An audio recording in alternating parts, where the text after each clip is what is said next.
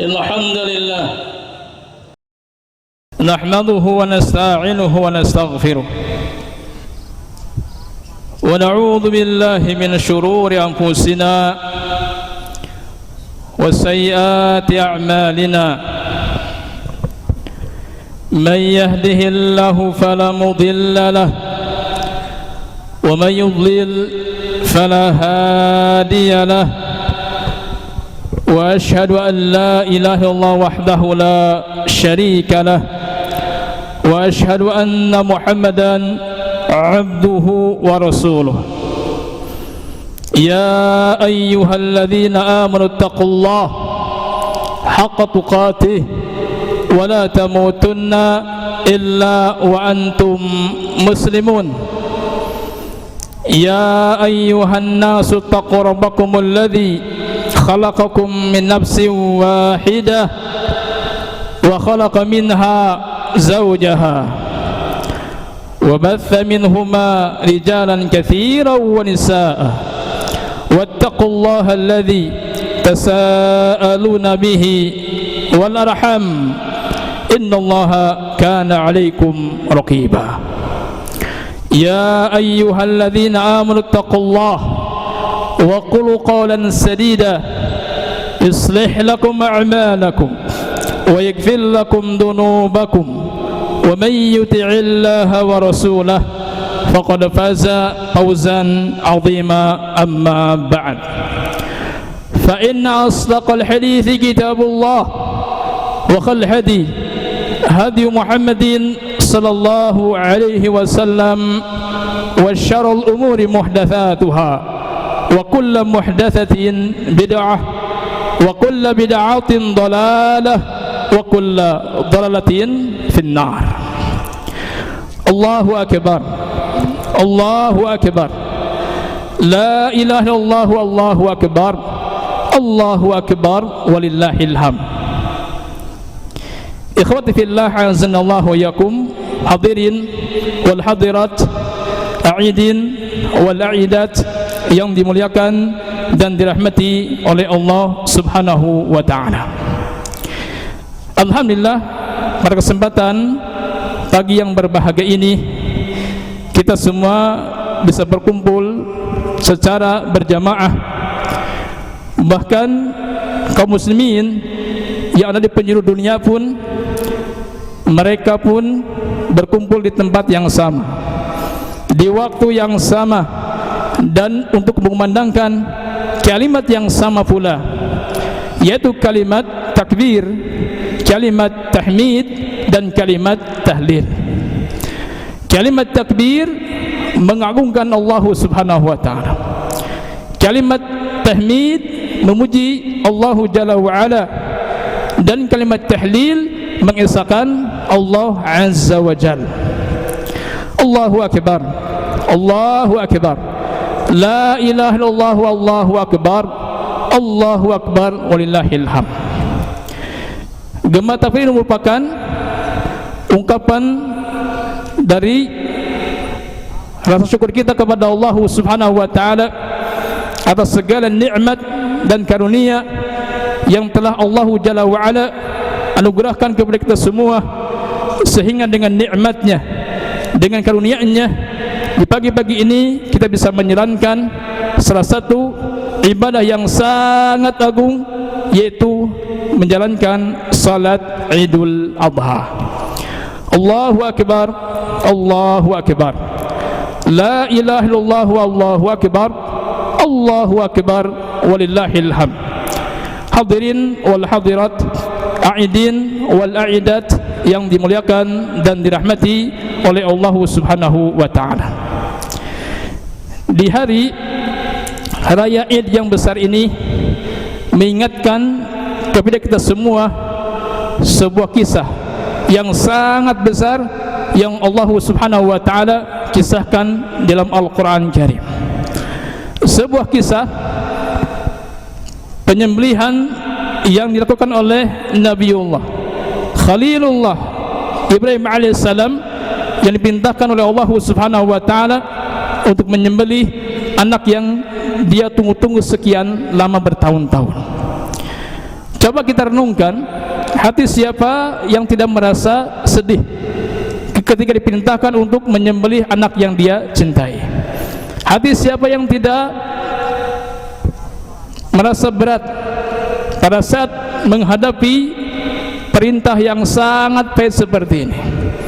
Akan tapi jemaah sekalian, pada saat iman yang berbicara, ketundukan, kepatuhan dan kecintaan yang sangat sempurna kepada Allah Subhanahu wa taala, semuanya dijalankan dengan penuh kemudahan. Allahu akbar, Allahu akbar, la ilaha illallah, Allahu akbar, Allahu akbar, walillahil hamd. Maka tatkala Nabi Ibrahim alaihissalam menyampaikan mimpinya kepada sang anak, beliau mengatakan, ya bunayya, inni ara fil manam anni azbahuka fandur madza tara. Wahai anakku, sesungguhnya aku melihat dalam mimpiku bahwasanya aku menyembelihmu. Fandur madza tara. Coba, apa pendapatmu? Nah, ketika mendengar ucapan yang sang ayah, maka Ismail, apakah dia mengatakan, wahai ayahku, kenapa begini, kenapa begitu?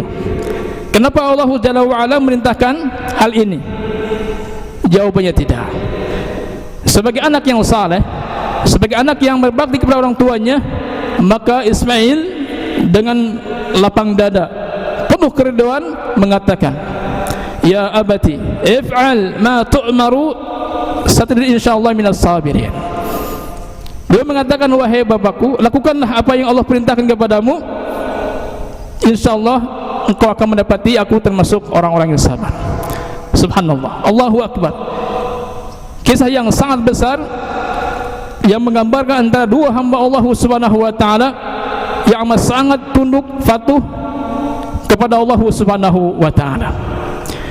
Coba jemaah sekalian, bayangkan dan bandingkan dengan di zaman kita sekarang ini. Betapa banyak kaum muslimin yang mengklaim sebagai orang muslim, tapi pada saat diperintahkan oleh Allah Subhanahu wa taala, maka mereka kebanyakan mengatakan, kenapa Allah memerintahkan begini? Kenapa Allah melarang begitu? Maka sang mukmin yang sejati, orang mukmin yang memiliki keimanan yang sempurna kepada Allah Subhanahu wa taala, hanya memiliki dua sikap. Apa itu? Yang pertama, sami'na, yang kedua, wa ta'na. Inilah jiwa yang dimiliki oleh Ibrahim dan Ismail. Sami'na wa ata'na. Sami'na, ya Allah kami mendengar. Wa ata'na, ya Allah kami pun mentaati perintahmu. Inilah jiwa yang mesti kita miliki, yaitu sami'na wa ata'na. Akan tapi jemaah sekalian, kenapa kebanyakan orang tidak memiliki jiwa sami'na wa ata'na? Buktinya banyak sekali mengabaikan, bahkan meninggalkan perintah Allah Subhanahu wa taala. Jawabannya cuma dua. Ada dua hal yang paling besar yang akan merusak jiwa sami'na wa ata'na. Yang pertama adalah ittiba'ul hawa, mengikuti hawa nafsu. Ini yang pertama, yang akan menghancurkan jiwa sami'na wa ata'na. Nabi kita sallallahu alaihi wasallam bersabda, thalathun muhlikatun, ada tiga tanda kebinasaan. Yang pertama, syuhun muta', kikir yang ditaati. Yang kedua, wahawa muttaba', hawa nafsu yang diikuti. Adapun yang ketiga adalah wa i'jabul mar'i bi nafsihi, seorang yang membanggakan dirinya sendiri, bangga dengan harta kekayaannya, bangga dengan jabatan dan kekuasaannya, bangga dengan ilmunya, bahkan bangga dengan amal ibadahnya. Inilah tiga hal yang akan membuat seorang binasa dunia dan akhirat. Inilah hal yang pertama yang akan menghancurkan jiwa sami'na wa ata'na, yaitu ittiba'ul hawa, mengikuti hawa nafsu. Hal yang kedua jemaah sekalian, yang akan menghancurkan jiwa sami'na wa ata'na, yaitu hubbud dunia, mencintai dunia secara berlebihan, bahkan sampai ambisi dengan dunia. Ingat jemaah sekalian, cinta dunia apalagi sampai berlebihan, apalagi lagi sampai ambisi, ini dosa. Kenapa demikian? Karena bertentangan dengan Al-Quran. Allah subhanahu wa ta'ala mencintai kehidupan akhirat, sementara seorang mencintai kehidupan dunia, berarti ini dosa. Ini yang pertama. Jadi cinta dunia itu dosa, karena Allah menghendaki kehidupan akhirat. Yang kedua, jemaah sekalian, orang yang mencintai dunia, bahkan ambis dengan dunia, akan dihukum oleh Allah Jalla wa'ala dengan 4 hukuman. 4 hukuman yang Allah timpakan kepada orang yang mencintai dunia. Apa itu? Hukuman yang pertama adalah kegelisahan yang tidak henti-hentinya. Hidupnya penuh dengan kegelisahan. Pagi gelisah, siang gelisah, sore gelisah, malam menjelang tidur nyiksa diri dulu, gelisah dulu. Ingat, ini adalah hukuman akibat cinta dunia. Ini yang pertama. Yang kedua, orang yang cinta dunia akan dihukum oleh Allah Subhanahu wa ta'ala dengan kesibukan yang tidak mengenal istirahat. Sibuk terus, ya, mengejar kenikmatan dunia, sehingga mengabaikan ibadah kepada Allah Subhanahu wa ta'ala. Memang manusia inginnya tidak berhenti, makanya Allah Subhanahu wa ta'ala menjadikan malam untuk apa? Untuk istirahat. Karena manusia itu sifatnya nggak mau istirahat. Ini hukuman yang kedua, kesibukan yang tidak mengenal istirahat. Sibuk terus mengikuti dunia. Adapun hukuman yang ketiga yang Allah Subhanahu wa ta'ala timpakan kepada orang yang cinta dunia, yaitu Allah hukum hatinya yang penuh kekurangan. Kurang dan kurang. Ini hukuman dari Allah Subhanahu wa ta'ala akibat mencintai dunia. Adapun yang keempat, jemaah sekalian, orang yang cinta dunia akan dihukum oleh Allah Subhanahu wa ta'ala dengan panjang angan-angan. Panjang angan-angan. Sehingga kalau kita panjang angan-angan, maka kita akan menunda kebaikan-kebaikan, mengabaikan kebaikan-kebaikan, bahkan akan menunda taubat. Waliyadzubillah. Nah, inilah jemaah sekalian di antara 4 hukuman yang Allah Subhanahu wa ta'ala timpakan kepada orang yang mencintai dunia, apalagi sampai berlebihan dan sampai ambisi. Nah, kalau hukuman itu mengenai fisik, itu hukuman yang ringan, walaupun kita berat ketika menghadapinya. Akan tapi jemaah sekalian, hukuman yang paling berat dan yang paling buruk adalah pada saat kita dihukum oleh Allah Subhanahu wa ta'ala bukan dalam keadaan sehat walafiat, tapi dalam keadaan kita kondisi lemah. Pada saat kita sakit, pada saat kita menghadapi gerbang kematian, baru muncullah hukuman Allah Subhanahu wa ta'ala. Sehingga orang-orang yang mentalkin kita la ilaha illallah, kita hanya sibuk menghadapi hukuman tadi, sehingga kita terhindar dari mengucapkan la ilaha illallah walillah, karena sibuk menghadapi hukuman tadi. Ini hukuman yang paling berat dan paling buruk pada saat menjelang kematian. Pada saat menjelang kematian, maka kita ingat dunia, gelisah, takut karena akan meninggalkan dunia yang dia cintainya. Jadi hukuman yang paling berat. Nah, ini aja sekalian di antara 2 faktor terbesar yang akan menghancurkan jiwa sami'na wa ata'na. Yang pertama adalah ittiba'ul hawa, mengikuti hawa nafsu. Yang kedua adalah hubbud dunya, mencintai dunia. Allahu akbar, Allahu akbar, la ilaha illallah, Allahu akbar, Allahu akbar, walillahil hamd. Hadirin wal hadirat, a'idin wal a'idat yang dimuliakan dan dirahmati oleh Allah Subhanahu wa ta'ala. Maka pelajaran yang kita ambil yang harus dijadikan sebagai teladan dari Nabi Ibrahim alaihissalam, diantaranya 1. Itu banyak ya kita ambil teladan, tapi dalam kesempatan ini kita akan bahas 1 saja, yaitu betapa cintanya beliau kepada Allah Subhanahu wa ta'ala dengan kecintaan yang sangat sempurna, kecintaan yang mendahului segala-galanya, kecintaan yang melebihi bahkan mengalahkan segala-galanya. Makanya kata Imam Al-Qayyim rahimahullah ta'ala, seorang memiliki cinta sempurna kepada Allah Subhanahu wa ta'ala seseorang memiliki cinta sejati kepada Allah Subhanahu wa taala bila terpenuhi 3 syarat. Yang pertama adalah mencintai Allah mendahului segala-galanya. Yang kedua, mencintai Allah melebihi bahkan mengalahkan segala-galanya. Adapun yang ketiga adalah mencintai segala-galanya karena Allah Subhanahu wa taala. Itu kata Imam Ibnu Qayyim rahimahullah taala. Jadi Nabi Ibrahim alaihissalam amat sangat mencintai Allah Subhanahu wa taala melebihi cinta segala-galanya. Apa yang menjadi bukti bahwa Ibrahim alaihissalam memiliki cinta yang sempurna kepada Allah Subhanahu wa taala? Bukti yang pertama jemaah sekalian, ketika Allah Subhanahu wa taala menguji beliau harus meninggalkan anak istrinya di suatu tempat yang gersang, tempat yang jauh dari pemukiman. Allah ingin uji Ibrahim alaihissalam bagaimana cintanya kepada Allah Subhanahu wa taala.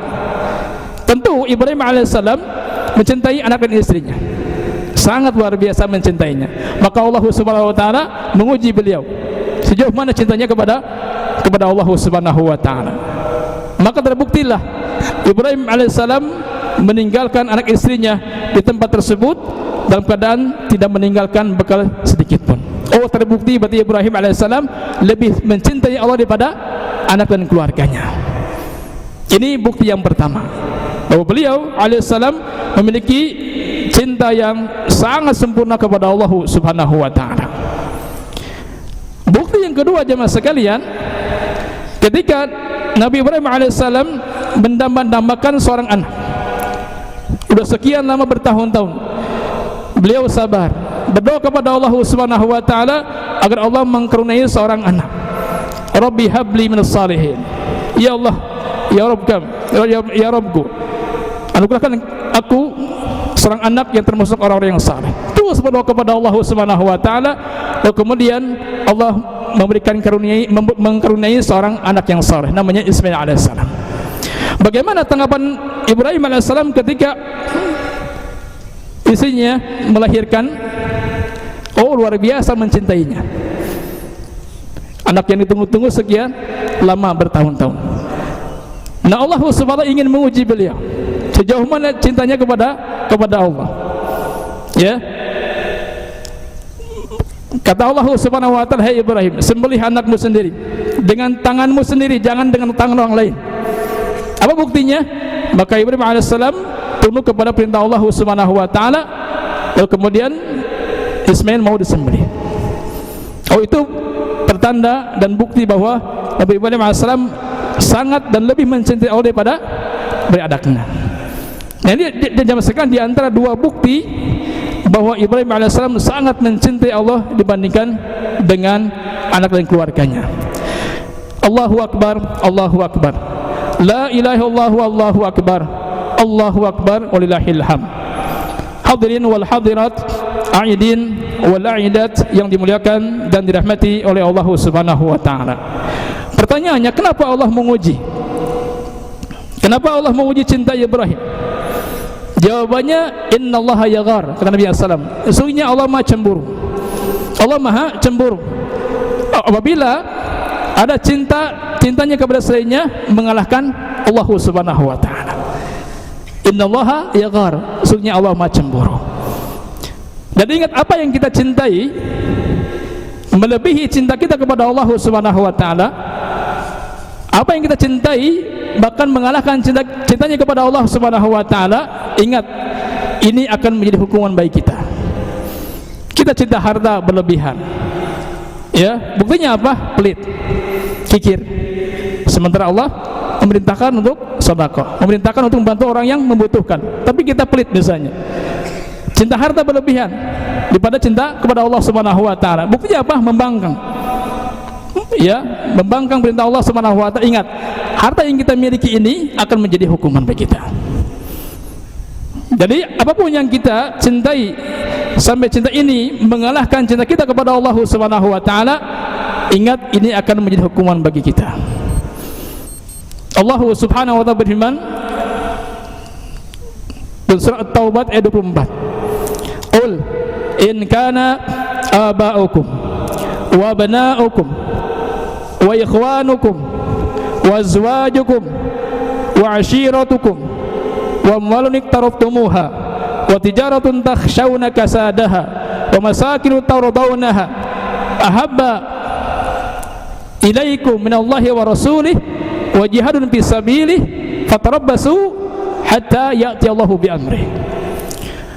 Kata Allah Subhanahu wa taala, qul, katakanlah, in kana abaukum, jika orang tua kalian, wa abnaukum, anak-anak kalian, wa ikhwanukum, saudara-saudara kalian, wa azwajukum, istri-istri kalian,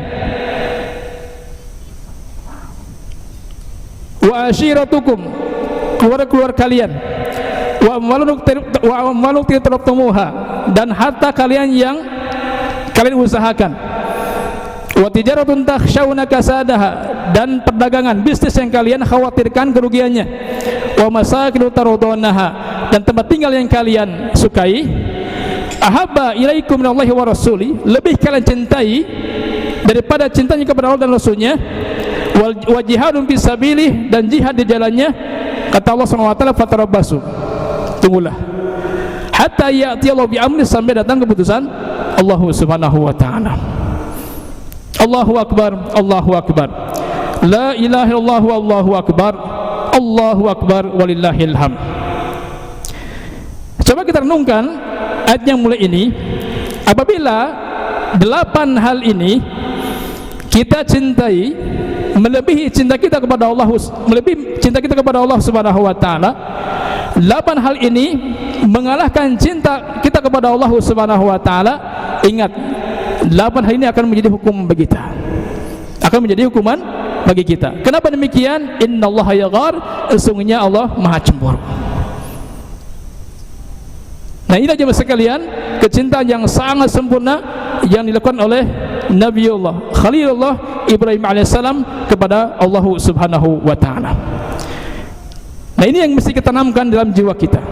Apabila kita berhasil meraih kecintaan yang sempurna kepada Allah Subhanahu wa ta'ala, maka cinta ini akan membuahkan 3 hal. Hal yang pertama, cinta yang sempurna akan melahirkan keimanan yang sempurna, akan merasakan manisnya keimanan. Kata Nabi SAW, ada 3 hal yang mana apabila 3 hal ini dilakukan, maka seorang akan mendapatkan halawatul iman, manisnya keimanan. Nah, di atasnya apa? Di antaranya orang yang mencintai Allah dan Rasulnya melebihi yang lainnya. Jadi siapa yang mencintai Allah Jalla wa'ala, dua Rasulnya sallallahu alaihi wasallam melebihi segala-galanya, maka dia akan merasakan manisnya keimanan. Ini buah yang pertama dari cinta yang sempurna kepada Allah Subhanahu wa ta'ala. Buah yang kedua, apabila kita betul-betul mencintai Allah Subhanahu wa ta'ala dengan kecintaan yang sempurna, maka cinta ini akan membuahkan ketaatan dan ibadah yang sempurna kepada Allah Subhanahu wa ta'ala. Makanya kata Imam Al-Qayyim mengatakan bahwa ibadah artinya adalah sebuah ketaatan yang sangat maksimal didasarkan pada cinta yang sangat maksimal pula. Itu adalah ibadah. Taat yang maksimal didasarkan pada cinta yang sangat maksimal pula, itu ibadah. Di ketaatan tanpa cinta kepada Allah itu bukan ibadah.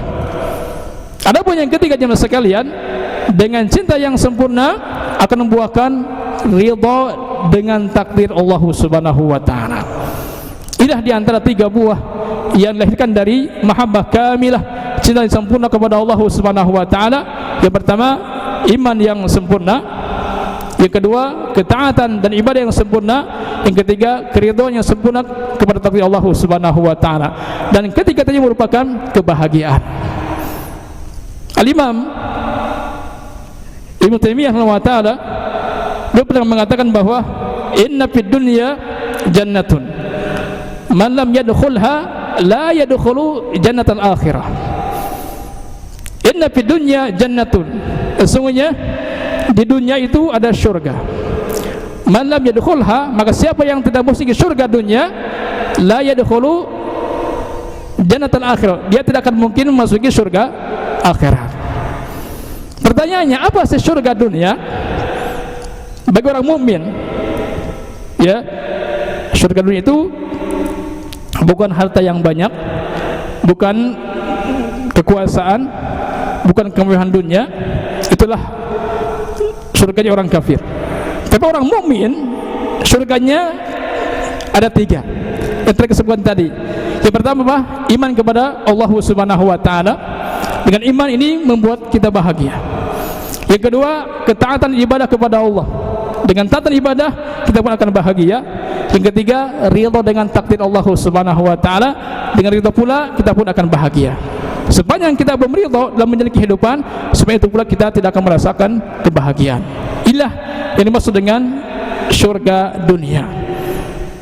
Keimanan kepada Allah Subhanahu wa taala, ketaatan dan ibadah kepada Allah Subhanahu wa taala. Yang ketiga, ridha dengan takdir Allah Subhanahu wa taala. Dan ketiga-tiganya bisa diraih dengan apa? Dengan mahabbah kamilah, cinta yang sempurna kepada Allah Subhanahu wa taala. Allahu akbar, Allahu akbar. La ilaha illallah wallahu akbar. Allahu akbar walillahil hamd. Hadirin wal hadirat, aidin wal aidat yang dimuliakan dan dirahmati oleh Allah Subhanahu wa taala. Inilah pelajaran yang sangat berharga yang mesti kita teladani dari Nabi Ibrahim alaihissalam, yaitu betapa beliau mencintai Allah Subhanahu wa taala dengan kecintaan yang sangat sempurna. Mencintai Allah Jalla wa ala mendahului segala-galanya. Mencintai Allah Subhanahu wa taala melebihi bahkan mengalahkan segala-galanya. Inilah diantara khutbah singkat. Semoga Allah Subhanahu wa taala senantiasa menjaga kita semua dengan rahmat dan hidayahnya, sehingga termasuk orang-orang yang betul-betul mencintai Allah Subhanahu wa taala dengan cinta yang sangat sempurna. Karena untuk mencintai Allah kita butuh Allah. Jadi untuk mencintai Allah kita membutuhkan Allah. Tanpa Allah kita tidak akan mungkin kita bisa mencintai Allah Subhanahu wa taala. Allahu a'lam bissawab. Innallaha wa malaikatahu yusholluna 'alan nabi ya ayyuhalladzina amanu shallu 'alaihi wa sallimu taslima. Allahumma ighfir lil muslimina wal muslimat, lil mu'minina wal mu'minat, al ahya'i minhum wal amwat. Rabbana ighfir lana wa li ikhwanina alladzina sabaquna bil iman wa la taj'al fi qulubina ghillan lil ladzina amanu rabbana innaka ra'ufur rahim. Rabbana la tuakhidna in nasina aw akhtana. Rabbana wa la tahmil 'alaina isran kama hamaltahu 'ala alladhina min qablina.